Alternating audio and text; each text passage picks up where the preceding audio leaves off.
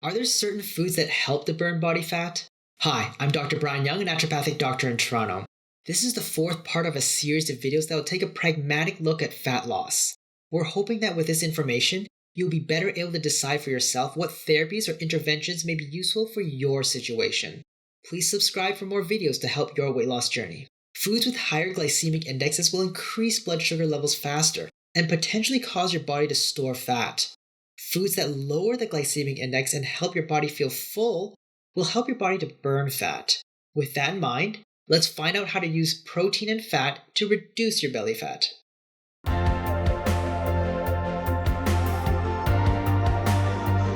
I suggest watching part 1 and part 3 of this series first if you haven't, since it lays down basic knowledge about fat metabolism that will help put this information of the video into perspective. Increase protein. When you consume protein, the conversion to fat is much more complex and difficult than in carbohydrates or alcohol.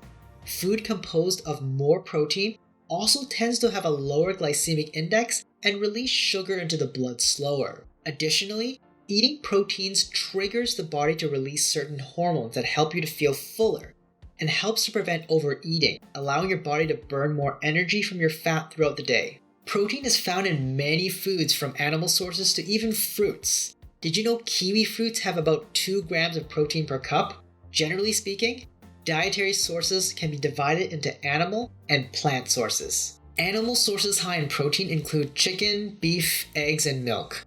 Animal sources of protein are often a complete source of amino acids, meaning they provide all the essential components of protein needed by your body. Many natural animal sources of protein tend to also have a decent amount of fat associated with them. Plant sources high in protein include beans, soy, seeds, and lentils.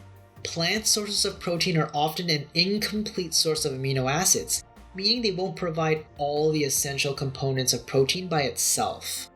Many natural plant sources of protein tend to also have a decent amount of carbohydrate and fiber attached to them. Protein powders are a good way to get a good amount of protein without also consuming too much of the extra fat or carbs associated with the natural sources. However, this is only the case with protein powders that don't add extra carbs or sugars back into their powders. Choose cleaner sources of protein powders and avoid the ones that add a lot of unnecessary ingredients into their powders. Protein powders come in a variety of types and can be used as a good source of protein if you're finding it too difficult or unpalatable to consume enough protein from fresh sources. Despite their differences, both animal and plant sources of protein can provide the fullness and reduction in belly fat when used appropriately. However, you'll have to pick the right protein source dependent on your situation and the diet you're following. For example, if you're following a low carbohydrate diet, while beans and lentils may be good sources of protein, they often come with a lot of associated carbohydrates as well. Even though they are complex carbohydrates, if your diet doesn't allow for carbohydrate, you'll have to cut them out and choose other animal-based sources of protein like chicken or fish. Or if you're on orlistat and are required to be on a diet that controls your fat intake, the amounts of fat from beef or steak may cause problems like flatulence and diarrhea, and you may have to switch to a good plant-based source of protein like soy or beans. Ultimately, you might have to find out which sources of protein make you feel the fullest. Animal protein sources are great since the extra fat found in many of these sources can also reduce hunger and allow you to feel fuller for longer. Plant protein sources are great too, since the extra soluble fiber found in many of these sources allow you to feel fuller right away. Testing in yourself which protein sources or powders and which proportions of each will allow you to consume the least amount of calories while keeping you satisfied is an important piece of information to gather, as it will help tailor your weight loss diet specifically for you. Increase fats and oils. Consuming fats also help create strong dietary triggers that help the body feel full. Generally speaking, dietary fats and oils can be divided into 3 major groups: trans fats, saturated fats, and unsaturated fats. Although there isn't a significant difference between them in terms of calorie density or triggering fullness, there are differences in the ways each affect your health. The major source of dietary trans fats come from processed goods, like microwave popcorn butter, margarine, and vegetable shortening. They're created as a byproduct during manufacturing.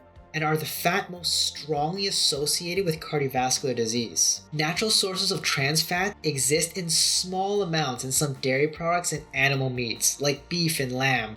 However, the amounts normally consumed are likely not significant. Saturated fats are found in many animal products like meat, cheese, or butter, although they can be found in some plants like coconut oil.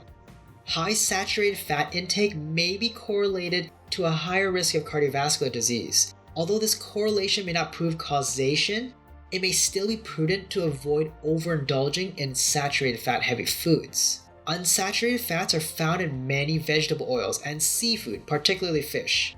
Monounsaturated fats have one double bond in the fatty acid chain, and polyunsaturated fats have many double bonds. Many studies find that diets high in monounsaturated and particularly polyunsaturated fats, like omega-3s, are correlated to a reduced risk of cardiovascular disease. So technically, all the fats and oils will help to trigger fullness. However, if you also want to watch your cardiovascular health, it would be a good idea to focus on consuming sources of unsaturated fats. You can increase the intake of fatty fish like salmons or sardines, drizzle some olive oil into your tossed salads, or even add some coconut oil into your morning coffee to increase the fullness of these foods and allow you to eat less throughout the day.